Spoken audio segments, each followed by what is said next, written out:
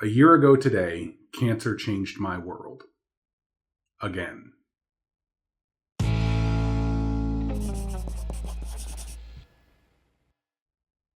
Welcome to Crocs in the Kitchen. I am Brian. So a year ago today, I was supposed to be going out and celebrating Elsie and her 6-month birthday. And that didn't happen. Instead, I ended up in the ER after a colonoscopy, and they did a CT scan, and they found a mass on my kidney. Doctor comes in, says there's a 90% chance that you have cancer. And I remember laughing, the doctor being surprised that I laughed. And I looked at Jessica, and I just didn't know what else to really think at that point. It was just too ludicrous of a thing for me to actually take it seriously at the time. Because how does that happen? How did two people like us both get cancer? I mean, when you look at the statistics, I mean, it's bound to happen numerous times. I know plenty of people have commented that they and their husband both got cancer, or, whatever. I've seen plenty of couples that both had cancer. It's just wild that it happens. But cancer seems to be a thing that is kind of common, and it's very sad that it is. But I wanted to come on here and I wanted to talk about what that diagnosis has meant to me over the last year. Now, once again, treatment for kidney cancer was pretty straightforward. Surgery is the common treatment for it. It's just the way it is. It's one of the types of cancers that can pretty much be cured by surgery. Now, there are some additional therapies that they can do now, but those didn't really exist before. Chemotherapy is kind of out of the question because it doesn't really do anything. But surgery is the big part. So obviously the surgery was a big deal in the last year. It was gearing up for it, and I tried to make it sort of as fun as possible. We had a party, a kidney going away party that I had friends show up to, and I was in good spirits and everything for that. But if I'm being honest, it was kind of all a front. Inwards, I was completely terrified. And only Jessica really knows that level that I got to. I told my friends I was fine. I told them everything was going to be okay, because that's what I think everyone else wants to see. Everyone else wants to see that you're a trooper and you're gonna be great and everything. But inside, I was scared witless. And that was kind of an experience that I had never really had before in my life. I've always been a fairly confident person. I can usually block fear. I'm not afraid of a lot of things. I don't really have a lot of irrational fears or anything like that. It's just something that isn't a massive part of my life. And Jessica's diagnosis introduced fear. But it was fear of losing her. I've seen other people that had a spouse diagnosed with cancer that didn't survive. And I didn't want to be one of those people. I wanted to live a long life with Jessica, and I mean, not for nothing, but I need her in my life. She is everything, and I love her to death. And I don't think that I would really. I don't want to go on without her, So after her diagnosis and after the surgeries and all of that, everything was kind of like looking up. And then we did the transfer for Elsie, and that was terrifying in a completely different way because I didn't know. I didn't know if she was going to come to fruition. I didn't know if she was going to make it to term or any of that. And so it was just holding my breath. All these people kept asking me if I was excited. And I said, I will be excited when I have baby in hand.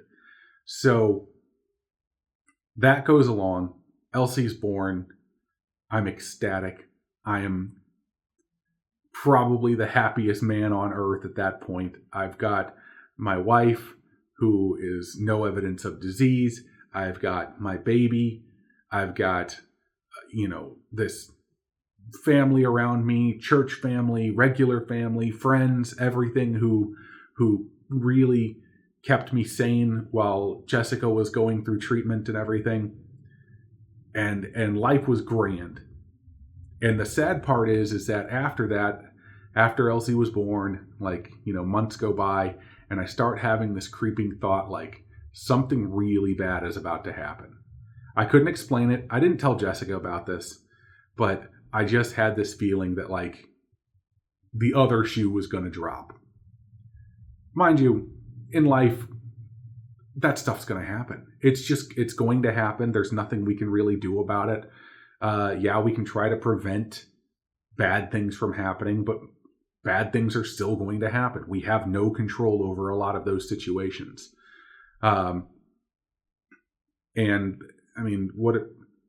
People will strive to try and control every outcome, and it's just not possible. You have no control over everything. You can control some things, but you can't control everything.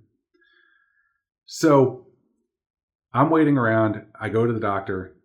They do the upper endoscopy and the colonoscopy, trying to figure out why I was having some stomach issues and stuff. And then I end up in the ER, get a CT scan, find out I have cancer, and move on. Go through the process. Go through the steps. Don't let fear show. Be strong. But like I said, only Jessica was really the one that saw what was going on with me.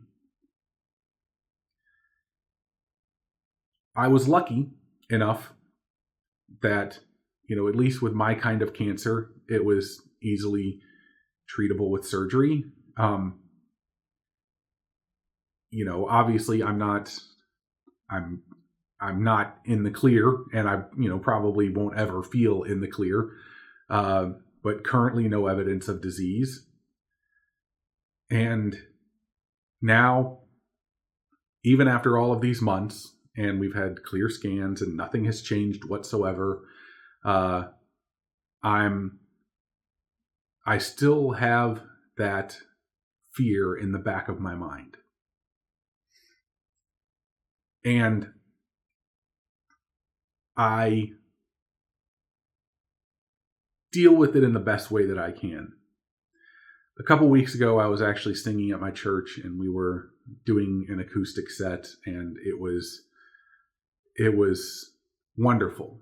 I loved doing it. And my church does 2 services, and so I had to sing twice. The first time I get up there and I start singing, Jessica was in the front row, and she just started crying. And she cried the entire time that I was singing. And later on, I went and I grabbed her and I held her, and because she was still crying even afterwards.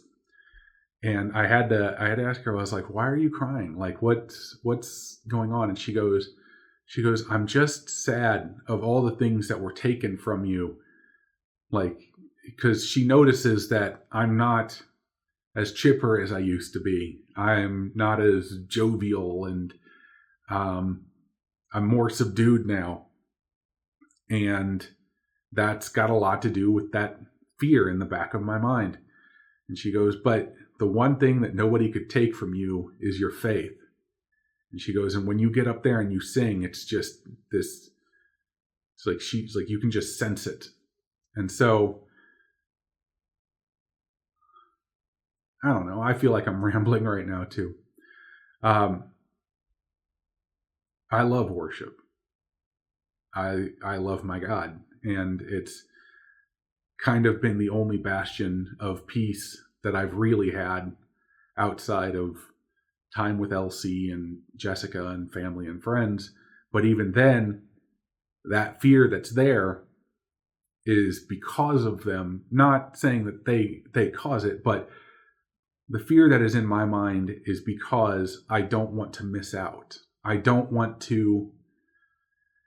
Elsie growing up without a father or a mother, for that matter. I don't want to miss important days in her life. I want to live long enough to grow old and see her grow up and do all of the things that you expect your children to do.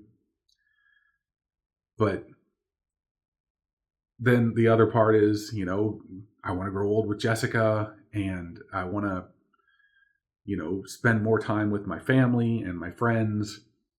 I want to sing more. I want to do more. I want to develop more recipes. I want to travel more. And when you've got that fear of, like you could possibly die in the next few years, it really puts a damper on being jovial. But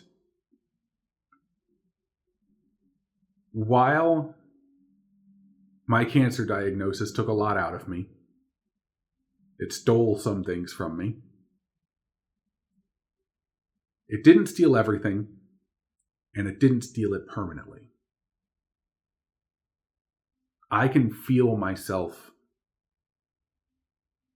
building back up. I can feel my happiness, my joy building back up.